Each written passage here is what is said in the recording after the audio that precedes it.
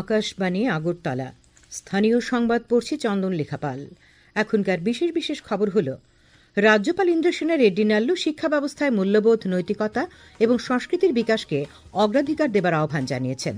আয়ুষ্মান ভারত প্রকল্পে প্রধানমন্ত্রী জন আরোগ্য যোজনায় গত 31শে ডিসেম্বর পর্যন্ত রাজ্যে সুবিধাভোগীর সংখ্যা 3,92,968 জন।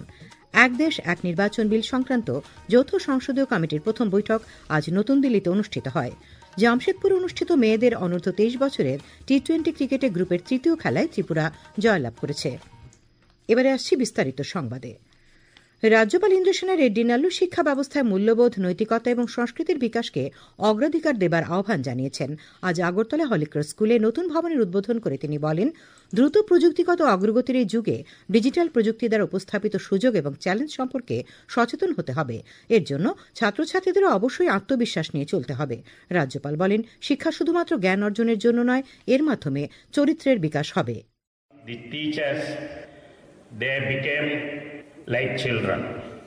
Until unless they become like children, they can't educate the children. Even in our family, I may be grandfather, but when a grandchildren comes, until unless I play with their mind, with their child, this thing, they won't be enjoyed and we won't enjoy. অনুষ্ঠানে উপস্থিত ছিলেন holy cross স্কুলের অধ্যক্ষ father Jilson Tom, vice principal father Aji Paul, father KJ Abraham. উদ্বোধনী পর্বের পর সাংস্কৃতিক অনুষ্ঠান পরিবেশন করে ছাত্রছাত্রীরা। আয়ুষ্মান ভারত প্রকল্পে প্রধানমন্ত্রী জন আরোগ্য যোজনায় গত 31শে ডিসেম্বর পর্যন্ত রাজ্যে সুবিধাভোগীর সংখ্যা 3,92,968। তার মধ্যে চিকিৎসা পরিষেবার দাবি নিষ্পত্তি হয়েছে 2,64,008 জন সুবিধাভোগীর। তাতে ব্যয় হয়েছে 211,56,00,000 টাকা। রাজ্যে 8 জেলার মধ্যে সবচাইতে বেশি সুবিধাভোগীর সংখ্যা পশ্চিম জেলায়, সংখ্যা 1,19,311। তার মধ্যে চিকিৎসা পরিষেবার দাবি নিষ্পত্তি হয়েছে 59,790 জনের। প্রধানমন্ত্রী জন আরোগ্য যোজনায় রাজ্যের মুখ্য কার্যনির্বাহী আধিকারিক ড শুভেন্দু দেববর্মা আজ আকাশবাণীর প্রতিনিধিকে এই সংবাদ জানিয়ে বলেন, মুখ্যমন্ত্রী জন আরোগ্য যোজনায় গত 31শে ডিসেম্বর পর্যন্ত রাজ্যে সুবিধাভোগীর সংখ্যা 23,326 জন। তার মধ্যে 10,717 জনের চিকিৎসা পরিষেবার দাবি নিষ্পত্তি হয়েছে। তাতে সরকারের ব্যয় হয়েছে 8,22,00,000 টাকা। ড দেববর্মা জানান, রাজ্যে 136টি হাসপাতাল প্রধানমন্ত্রী জন আরোগ্য যোজনায় অন্তর্ভুক্ত। এর মধ্যে 5টি হাসপাতাল বেসরকারি। মুখ্যমন্ত্রী অধ্যাপক ড মানিক সাহার জন্মদিনে আজ প্রধানমন্ত্রী সহ বহু বিশিষ্টজন শুভেচ্ছা জানিয়েছেন। এক শুভেচ্ছা বার্তায় প্রধানমন্ত্রী নরেন্দ্র মোদী বলেছেন, মুখ্যমন্ত্রী অধ্যাপক ড মানিক সাহা তার আন্তরিক অক্লান্ত পরিশ্রমের মাধ্যমে ত্রিপুরাবাসীর মন জয় করেছেন। অধ্যাপক ড মানিক সাহার দীর্ঘ সুস্থ জীবন কামনা করেন প্রধানমন্ত্রী।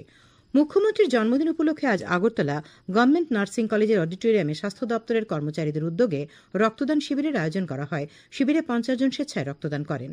বরদোয়ালি মণ্ডলের উদ্যোগেও পুর নিগমের বরদোয়ালির 16 নম্বর ওয়ার্ডে রক্তদান শিবির, স্বচ্ছ ভারত অভিযান, শিশুদের মধ্যে ফল মিষ্টি বিতরণ ইত্যাদি কর্মসূচি আজ পালন করা হয়।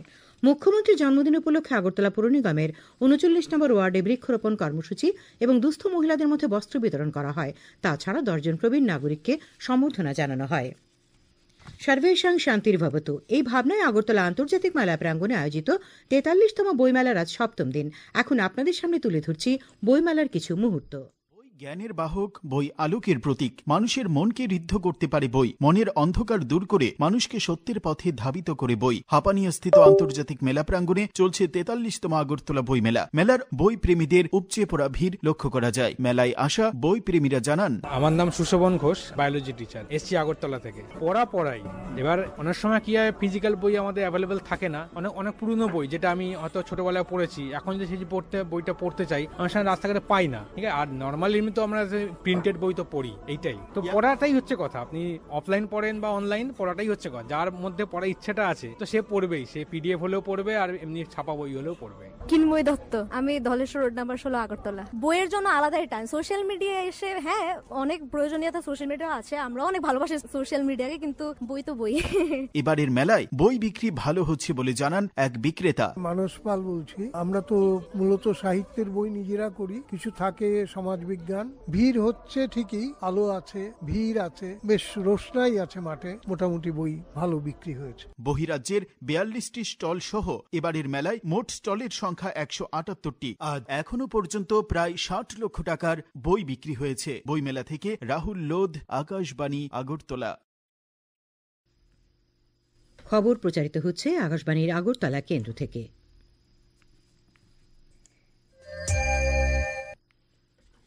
আকাশবাণী সংবাদ আপডেট পেতে লগ ইন করুন www.newsonair.com এবং নিউজ অন এয়ার অ্যাপ এবং টুইটার ও ফেসবুক প্ল্যাটফর্মে এয়ার নিউজ অ্যালার্টসে।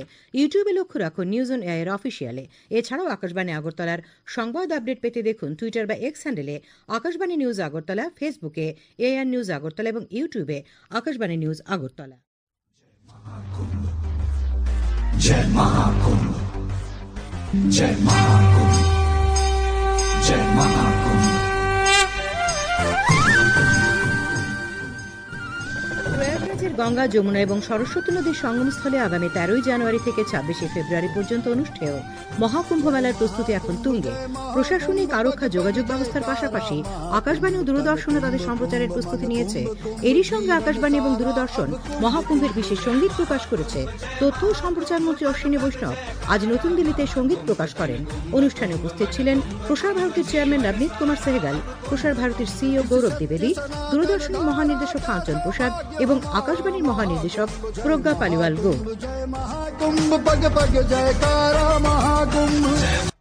এক দেশ এক নির্বাচন বিল সংক্রান্ত যৌথ সংসদীয় কমিটির প্রথম বৈঠক আজ নতুন দিল্লিতে অনুষ্ঠিত হয়।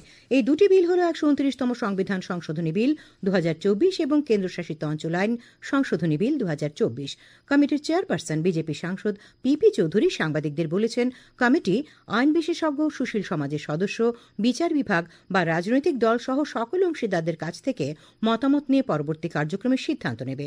উল্লেখ্য, 39 সদস্যের কমিটিতে লোকসভা থেকে 27 জন এবং রাজ্যসভা থেকে 12 জন সদস্য রয়েছেন। আগামী সংসদ অধিবেশনের শেষ সপ্তাহের প্রথম দিনের মধ্যে কমিটি তাদের প্রতিবেদন জমা দেবে। প্রয়াত হলেন ককবরক কবি ও সাহিত্যিক লক্ষ্মীধন মোরা সিং। মৃত্যুকালে তার বয়স হয়েছিল 48 বছর। আজ ভোর 5টায় আগরতলার জিবি হাসপাতালে চিকিৎসাধীন অবস্থায় তাঁর মৃত্যু হয়। তাঁর মৃত্যুতে শোক জানিয়েছে ককবরক সাহিত্য সংসদ। ককবরক সাহিত্যে তাঁর উল্লেখযোগ্য অবদান রয়েছে। রবীন্দ্রনাথ ঠাকুরের গোরা উপন্যাসটি ককবরকে অনুবাদ তাঁর সাহিত্যকর্মের মধ্যে অন্যতম। কৃষিমন্ত্রী রতনলাল নাথ আজ সিপাহীজলা জেলার কাঁঠালিয়ায় ইন্ডিয়ান অয়েলের একটি পেট্রোল পাম্পের উদ্বোধন করেন। উপস্থিত ছিলেন প্রাক্তন কেন্দ্রীয় মন্ত্রী রামেশ্বর তেলী, প্রতিমন্ত্রী প্রতিমা ভৌমিক, বিধায়ক বিন্দু দেবনাথ, তফাজ্জল হোসেন এবং স্বপ্না মজুমদার। কৈলাসহরের জারুইলতলির খাদ্যগুদাম প্রাঙ্গণে আজ কৃষকদের কাছ থেকে ন্যূনতম সহায়ক মূল্যে ধান কেনা শুরু হয়েছে। 3 দিনের এই কর্মসূচির উদ্বোধন করেন কৈলাসহর পুর পরিষদের চেয়ারপারসন চপলা রানী দেবরায়। কুমারঘাটে ধান কেনার কর্মসূচির সূচনা করেন বিধায়ক ভগবান চন্দ্র দাস। প্রতি কেজি 23 টাকা দরে ধান কেনা হচ্ছে। বেকারদের কর্মসংস্থান সহ 3 দফা দাবিতে আজ ভারতের গণতান্ত্রিক যুব ফেডারেশন এবং উপজাতীয় যুব ফেডারেশনের উদ্যোগে বিলোনিয়া মহকুমার ভাতখলা থেকে যশমুড়া পর্যন্ত 8 কিলোমিটার পদযাত্রা অনুষ্ঠিত হয়। পদযাত্রা শেষে যশমুড়া বাজারে আয়োজিত সভায় সিপিআইএম দক্ষিণ জেলার সম্পাদক তাপস দত্ত, উপজাতি যুব ফেডারেশনের কেন্দ্রীয় কমিটির সম্পাদক কুমুদ দেববর্মা, ডিওয়াইএফআই বিলোনিয়া মহকুমার সম্পাদক মধুসূদন দত্ত প্রমুখ বক্তব্য রাখেন। ঊনকোটি জেলার ফটিকরা আম্বেদকর কলেজের শিক্ষা বিভাগের উদ্যোগে আজ খাদ্য উৎসব বা ফুড ফেস্টিভ্যাল 2025 অনুষ্ঠিত হয়। উদ্বোধন করেন ঊনকোটি জেলা পরিষদের সভাধিপতি অমলেন্দু দাস। উপস্থিত ছিলেন রাজনগর পঞ্চায়েতের প্রধান প্রীতম বিশ্বাস, কলেজের ভারপ্রাপ্ত অধ্যক্ষা ড মেলোরি দারলং প্রমুখ। কলেজের শিক্ষা বিভাগের বিভাগীয় প্রধান সঞ্জয় দাস জানান, আজ মোট 25টি স্টলে ত্রিপুরা ও বিহারের বিভিন্ন খাদ্যের প্রদর্শন ও বিপণন হয়। ছাত্রছাত্রীদের মধ্যে দক্ষতা ও সৃজনশীলতা বিকাশের লক্ষ্যে প্রথমবারের মতো এই উৎসবের আয়োজন করা হয়েছে। খেলার খবর। জামশেদপুরে অনুষ্ঠিত মেয়েদের অনূর্ধ্ব 23 বছরের টি-20 ক্রিকেটে গ্রুপের তৃতীয় খেলায় ত্রিপুরা জয়লাভ করেছে। কিনান স্টেডিয়ামে অনুষ্ঠিত খেলায় আজ রাজ্যদল 84 রানে মিজোরামকে হারিয়ে দেয়। আবহাওয়া। আগামীকাল আকাশ আংশিক মেঘাচ্ছন্ন থাকবে, সকালে হালকা কুয়াশা পড়বে। আগামীকাল তাপমাত্রা সর্বোচ্চ 21 ডিগ্রি সেলসিয়াস এবং সর্বনিম্ন 14 ডিগ্রি সেলসিয়াসের কাছাকাছি থাকবে। আজ দিনের সর্বোচ্চ তাপমাত্রা ছিল 19.6 ডিগ্রি সেলসিয়াস এবং সর্বনিম্ন 15.8 ডিগ্রি সেলসিয়াস। আসামের উত্তরাঞ্চলে এটি ঘূর্ণাবর্ত থাকার কারণে রাজ্যের আকাশ মেঘাচ্ছন্ন। ঘূর্ণাবর্ত কেটে গেলেই রাজ্যের তাপমাত্রা নিম্নমুখী হবে। শেষ করার আগে খবরের বিশেষ অংশগুলি আরেকবার। রাজ্যপাল ইন্দ্রসেন রেড্ডি নাল্লু শিক্ষা ব্যবস্থায় মূল্যবোধ, নৈতিকতা এবং সংস্কৃতির বিকাশকে অগ্রাধিকার দেওয়ার আহ্বান জানিয়েছেন। আয়ুষ্মান ভারত প্রকল্পে প্রধানমন্ত্রী জন আরোগ্য যোজনায় গত 31 ডিসেম্বর পর্যন্ত রাজ্যে সুবিধাভোগীর সংখ্যা 3,92,968। এক দেশ এক নির্বাচন বিল সংক্রান্ত যৌথ সংসদীয় কমিটির প্রথম বৈঠক আজ অনুষ্ঠিত হয়েছে। জামশেদপুর অনুষ্ঠিত মেয়েদের অনূর্ধ্ব 23 বছরের টি-20 ক্রিকেটে গ্রুপের তৃতীয় খেলায় ত্রিপুরা জয়লাভ করেছে। স্থানীয় সংবাদ আজকের মতো এখানেই শেষ হলো।